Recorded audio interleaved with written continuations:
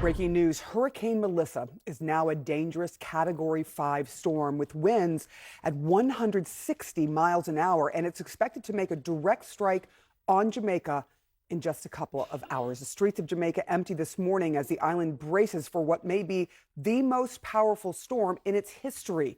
Officials are now warning, do not venture out of your safe shelter. CNN meteorologist Chris Warren is tracking Melissa's path.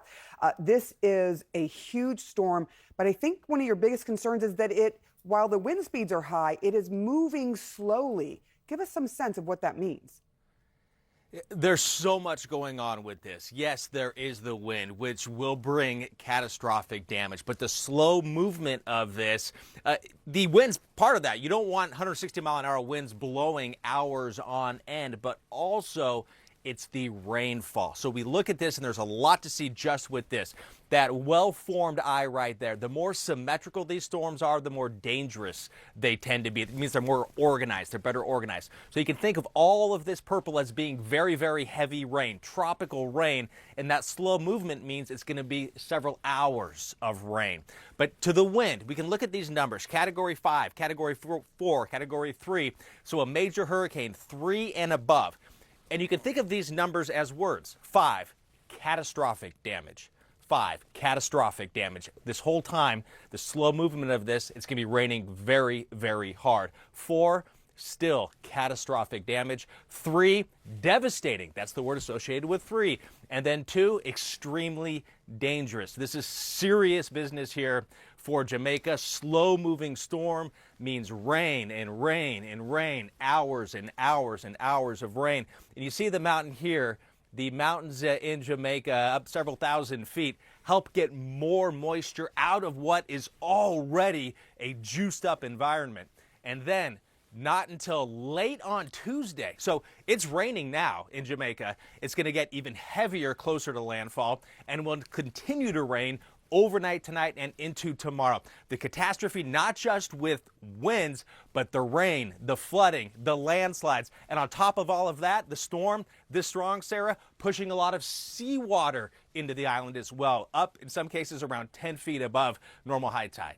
Yeah, and we know that it's usually not the wind that is the most deadly, but water.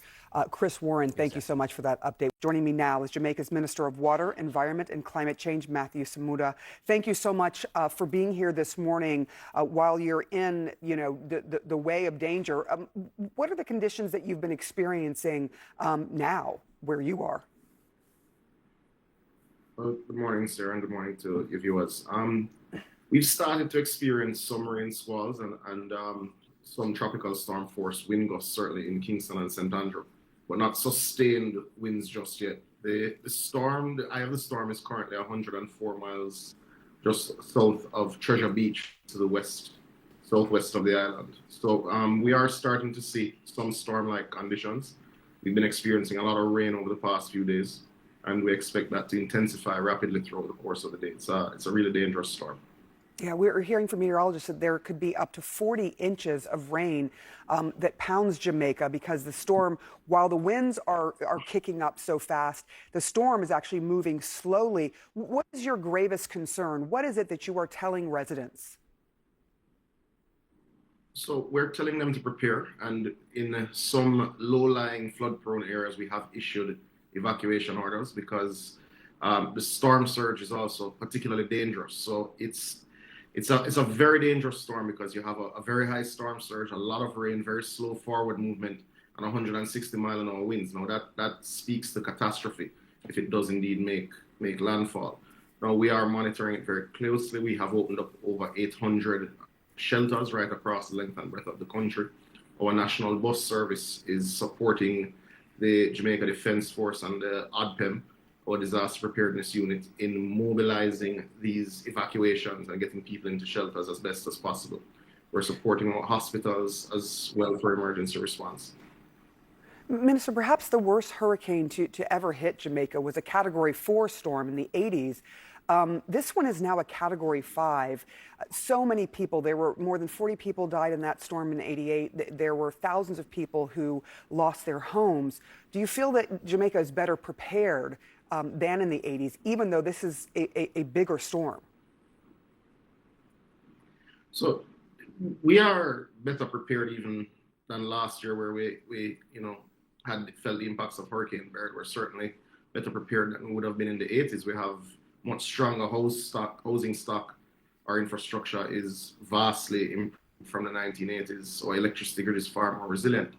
But when you speak about 160-mile-an-hour winds, we've never tested our new infrastructure in that regard, and we have 70% of our population living within 5 kilometers of the coast. Now, when you're speaking about waves 17 feet high, storm surge that will come inland, you're speaking about massive flooding, 30 inches, 40 inches of rain simultaneously. There isn't infrastructure that's built, I think, anywhere in the world to navigate that sort of risk. So we do expect that if it does come on shore, we will be facing significant damage, Are people similar to what heeding we have gone through in Gilbert.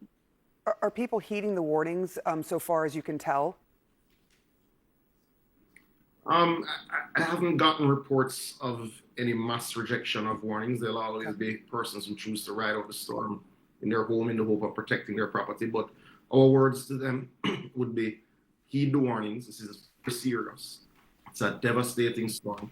Go to the shelters, go to higher ground, because this can take lives. And we are reaching out to all citizens. We're also asking members of the diaspora who have family members who are, rejecting the sort of evacuation orders to speak to their family members and encourage them to follow the guidance. Yeah, it's a good way to try to get that personal touch to warn them of this extreme danger. Thank you, Minister. We'll be checking in with you throughout this. Thank you so much for taking the time this morning to speak to us about this. Appreciate it.